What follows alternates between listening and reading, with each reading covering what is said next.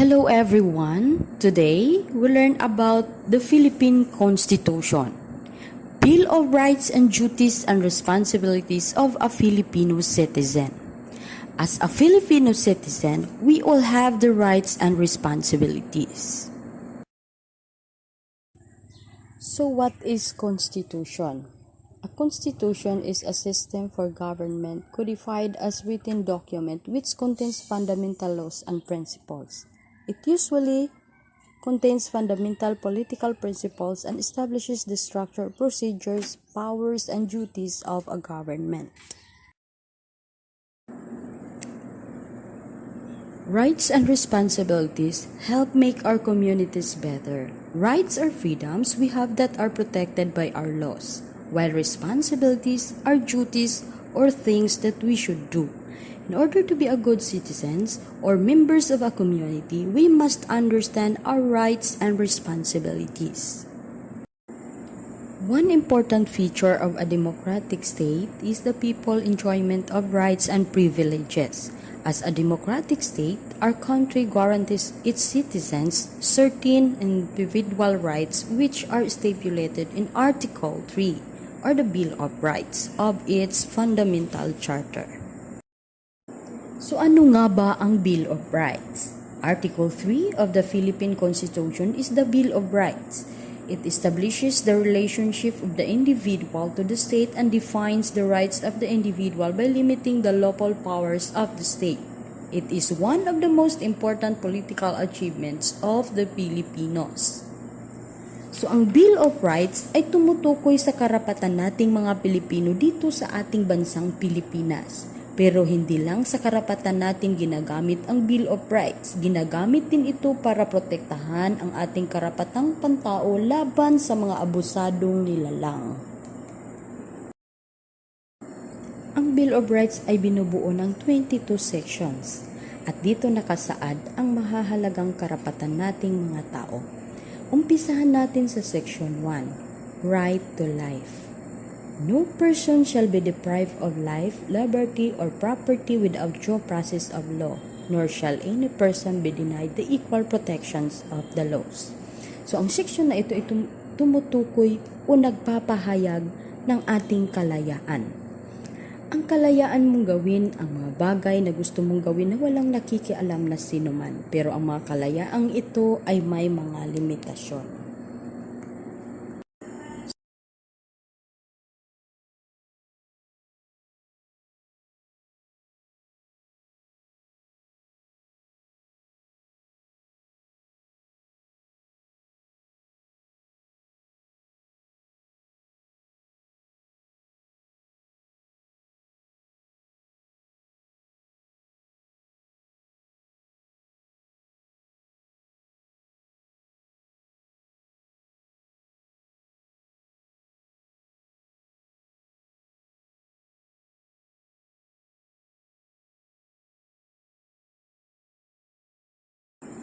Section 3. The privacy of communication and correspondence. Sinasabi lamang sa section na ito na hindi pwedeng basahin or pakinggan ng kahit na sino ang iyong mga private message or ibang mga usapan. At kung balak mong gamitin ang ganitong bagay upang kumuha ng ebidensya ng isang tao, ay hindi mo ito maaaring magamit bilang ebidensya sapagkat ito ay paglabag sa right of privacy ng isang tao. Section 4 is the freedom of speech. No law shall be passed abridging the freedom of speech, of expression, or of the press, or the right of the people peaceably to assemble and petition the government for redress of grievances. Dito sa section na ito nakasaad ang malayang pagpapahayag ng saloobin ng mga tao. Kasama na dito ang karapatang punahin ng mga tao ang gobyerno kung ang malayang pagpapahayag ng saloobin ay para lamang sa pampublikong interest. Section 5, Religion and Belief. Ito ay ang karapatan nating maniwala sa ating mga relihiyon. Ang karapatang ito ay hindi maaring pakialaman na kahit na sino maging ang gobyerno man, sapagkat sa dami ng mga relihiyon sa ating bansa ay hindi mo din masasabi ang mga niisip ng bawat tao sa bawat relihiyon. Section 6 is the right to travel. Sa seksyon na ito ay sinasabi lamang ang ating karapatan sa paglalakbay at paninirahan sa isang lugar nang walang sino man ang mangingialam sa atin. Ngunit may mga pagkakataon na sinususpindi ang paglipat ng tahanan at unang-una sa ating listahan ay pagkakaroon ngayon ng pandemya. Ang sakit na hatid ng coronavirus ay lubhang napakadelikado kaya halos lahat ng lugar ngayon dito sa Pilipinas ay sumasailalim ng bagong patakaran upang makaiwas sa sakit. Ang pagkakaroon din ng mga digmaan at mga rebellion ay makakapagsuspindi din ng kalayaang maglakbay ng isang individual. Section 7, Right to Access Information. Sinasabi lamang sa seksyon na ito na dapat kilalanin ang karapatan ng taong bayan at malaman ang tungkol sa mga bagay-bagay na may kinalaman dito. Ang kaalaman sa mga opisyal na record at sa mga dokumento at papilis tungkol sa mga opisyal na gawain, transaksyon o desisyon, gayon din sa mga datos sa pananaliksik ng pamahalaan na pinagbabatayan ng patakaran sa pagpapaunlad ay dapat ibigay sa mamayan sa ilalim ng mga batas. Section 8, the right of the people, including those employed in the public and private sectors, to form unions, associations, or societies for purposes not contrary to the law, shall not be abridged. Sa seksyon naman na ito, ipinapahayag na hindi dapat pigilan ang karapatan ng mga taong bayan kabilang ang paglilingkod sa politiko at pribadong sektor na magtatag ng asosasyon, mga union, or mga kapisanan sa mga layuning hindi tutuligsa or lalaban sa batas.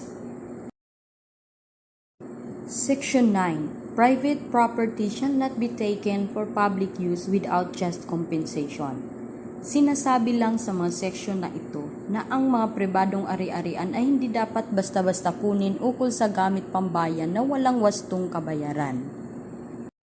Section 10. No law impairing the obligations of contract shall be passed.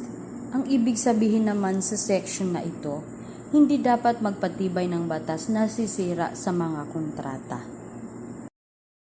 Section 11. Free access to the courts and quasi-judicial bodies and adequate legal assistance shall not be denied to any person by reason of poverty. Ang section na ito'y sinasabing hindi dapat ipagkait ng kahit na sino man ang malayang pagdulog sa mga hukuman. Section 12. The right to remain silent. Ito naman yung karapatan na isang taong manahimik. Sa section na ito, ang sino mang tao na sumasailalim sa isang pag-imbestiga dahil sa isang paglabag ay dapat magkaroon ng karapatang masabihan ng kanyang mga karapatan. Kasama na dito ang karapatang manahimik at magkaroon ng abogadong may sapat na kakayahang ipagtanggol ang isang nasasakdal. Kung hindi niya kakayanan ang pagkuha ng isang abogado na magtatanggol sa kanya, ay kinakailangang pagkalooban siya ng isa. Section 13. All persons except those charged with offenses punishable by reclusion perpetua when evidence of guilt is strong shall before conviction be bailable by sufficient sureties or be released on recognizance as may be provided by law. The right to bail shall not be impaired even when the privilege of the writ of habeas corpus is suspended. Excessive bail shall not be required. Section 14. Due process of law. No person shall be held to answer for a criminal offense without due process of law. What is due process? Ito ay tumutukoy sa mga karapatan ng mga pribadong individual. Section 15. The privilege of the writ of habeas corpus shall not be suspended except in cases of invasion or rebellion when public safety requires it. Section 16. All persons shall have the right to a speedy disposition of their cases before all judicial, quasi-judicial, or administrative bodies. Section 17. No person shall be compelled to be a witness against himself.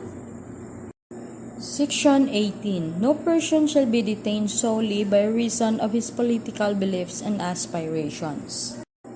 Section 19. Excessive fines shall not be imposed, nor cruel, degrading, or inhuman punishment inflicted. Neither shall be death penalty be imposed unless for compelling reasons involving heinous crimes the Congress hereafter provides for it. Any death penalty already imposed shall be reduced to reclusion perpetua. Section 20. No person shall be imprisoned for debt or non-payment of a poll tax. Ang seksyon na ito'y sinasabing hindi dapat ibilanggo ang isang tao nang dahil sa pagkakautang o hindi pagbabayad ng sidula. Section 21. No person shall be twice put in jeopardy of punishment for the same offense. If an act is punished by a law or an ordinance, conviction or acquittal under either shall constitute a bar to another consecution for the same act. Sa seksyon na ito ay sinasabing ang isang tao ay hindi dapat maparusahan ng 2 beses sa isang uri ng kaso.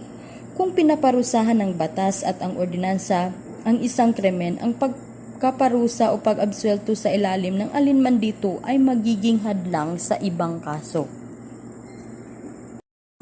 The last section is the section 22. No ex post facto law or bill of attainder shall be enacted.